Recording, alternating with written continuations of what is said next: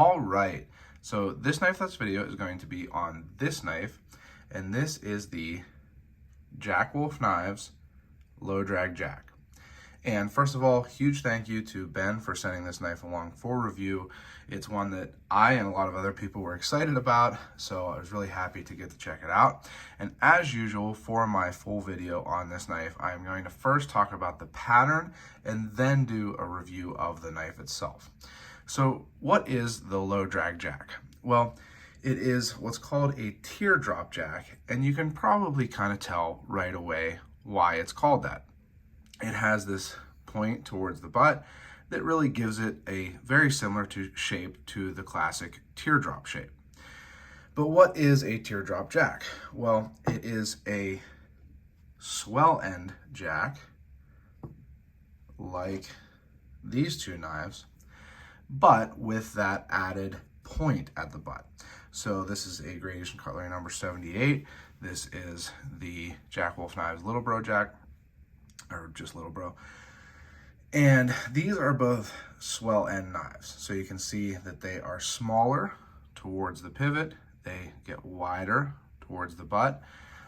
But two differences here between these, or one difference between these two, is that this has a square bolster at the pivot, and this has a rounded bolster. Now, teardrop jacks seem to be able to kind of have either of those. So they can either have more of a square bolster, like the low drag jack has, or a rounded bolster like the number 78 has, and also this gradation cutlery version of a teardrop jack. But the thing that differentiates it, again, is that it has this point versus a rounded butt end. And most swell end jacks have a rounded butt end bolster. But a teardrop jack has this really kind of striking point to the butt end bolster. Now, another thing that some teardrop jacks have is kind of a more curved accentuation of the swell end.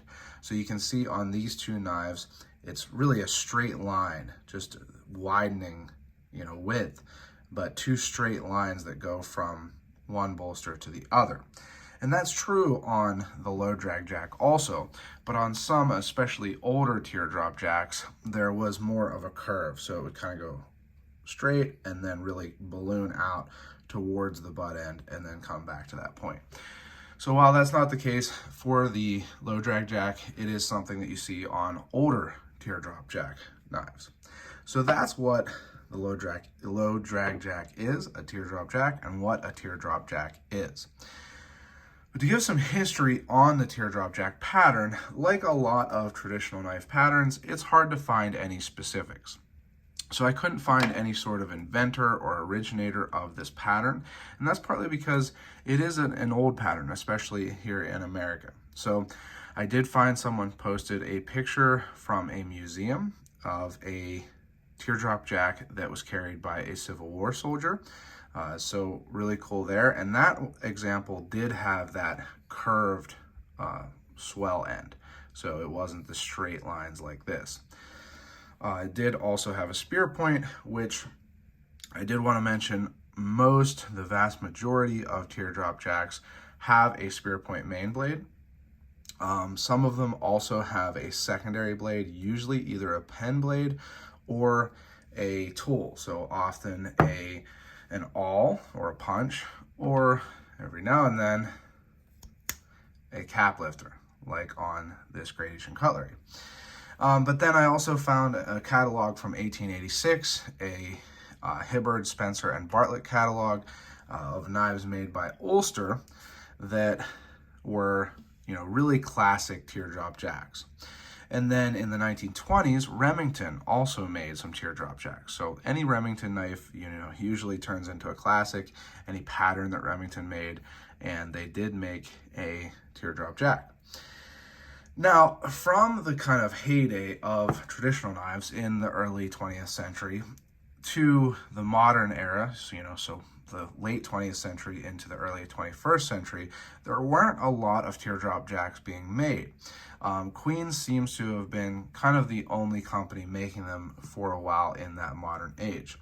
But then in 2011, Great Eastern Cutlery made what they called the number 85 bullet end jack. So interesting that they call it a bullet end. I mean, you could certainly say that it is shaped like a bullet. Could possibly be because of Remington having made this pattern, but they didn't call it a teardrop jack. They called it a bullet end jack, which is something that Great Eastern Cutlery does, but this is definitely a classic teardrop jack. Then they actually made it several other times. So Great Eastern Cutlery has made the bullet end jack in 2011, 2012, 2013, 2016, and 2018. But in between there, Case came out with a teardrop jack in 2014.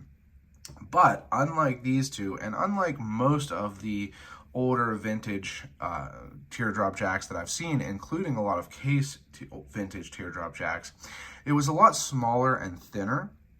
So it had a little bit of a different look, a lot less emphasized on the swell end, but it did have that point at the butt.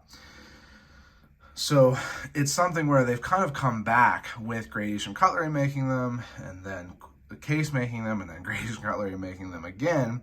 And then finally in 2021, Great Eastern Cutlery made this version, which is the crown lifter jack, or just the crown lifter. So it's the same pattern, still has a spear point blade, while some of the previous versions of this teardrop jack that Great Eastern Cutlery makes did have a clip point. A lot of them had a spear point, and this does have the spear point. This one also has a cap lifter or a crown lifter. So since then, I don't know that anyone else has made a teardrop jack. There might have been some made by some smaller companies, Titusville Cutlery and things like that. But this low drag jack that Jack Wolf Knives has come out with is one that a lot of people are excited for. I think Great Eastern Cutlery especially, and also Case coming out with those teardrop jacks, really created some hype surrounding this model. People seemed, or this pattern, people seem to really like the fat spear point that it often has. And so when people saw that Jack Wolf Knives was going to have a teardrop jack, it seemed like there was a lot of hype. So I don't think that I got to see the prototype of this knife like I did get to see the prototype of some of the models. I might be misremembering that, but it's one that, I felt like I was excited to get to see how it really felt in the hand. So moving on to the review of the knife itself, first of all, like all Jack Wolf knives, if you've seen my other videos on them, it is a really well-made knife. So looking at the spine, no gaps whatsoever, pretty much perfect fitment there. No gaps between the covers, which on mine are dark matter yellow carbon fiber, and there are other versions. There's a couple different camo carbon fiber versions, and then there is one micarta version also, but this is the dark matter yellow. You can check out the other versions on Jack Wolf Knives site, but the handles are fit superbly. The centering is pretty much perfect. I don't think I could see it getting any more perfect. It has beautiful action. Now I will say, like I've said on pretty much all of the other Jack Wolf knives, after a little while it starts to get a little bit rough. You just put some oil in there and it will smooth right out. In fact, I do suggest just hitting these with a little bit of mineral oil or something like that as soon as you get it, so you can kind of skip that step of it getting a little bit gritty. But the action is really great.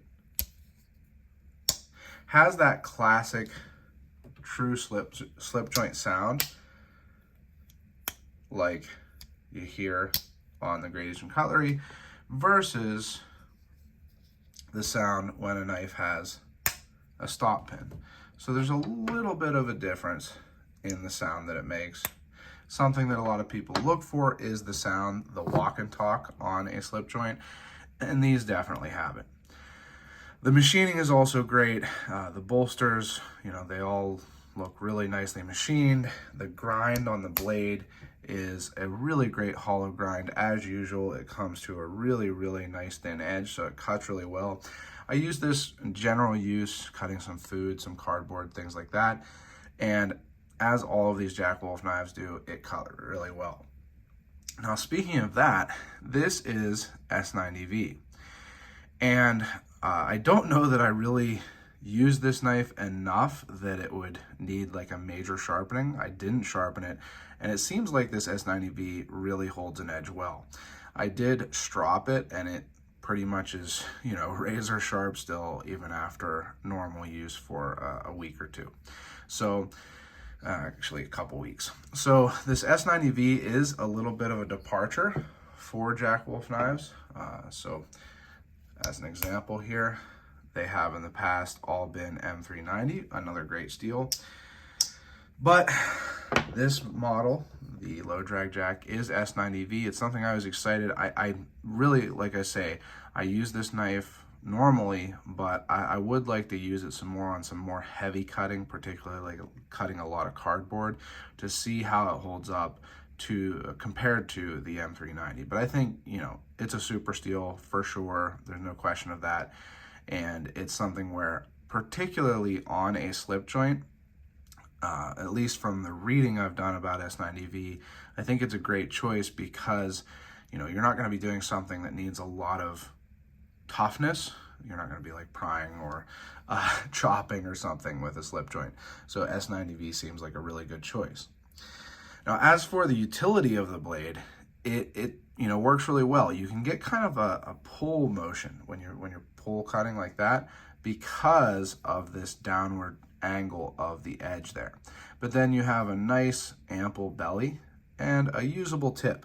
The tip is maybe a little bit less acute than on some other teardrop jacks I've seen, but I think that just really emphasizes that big fat belly of the spear point. And an interesting thing is that's partly achieved by having the blade be pretty, you know, less tall, I guess, significantly less tall than you might imagine at the ricasso here. So again, to give you the example of the Little Bro Jack, which is a smaller knife, you can see that the low drag jack is actually less tall. There's less width here than on the Little Bro Jack. And so that helps it to achieve that really cool look with the downward turned angle of the edge and then that really fat belly on the spear point.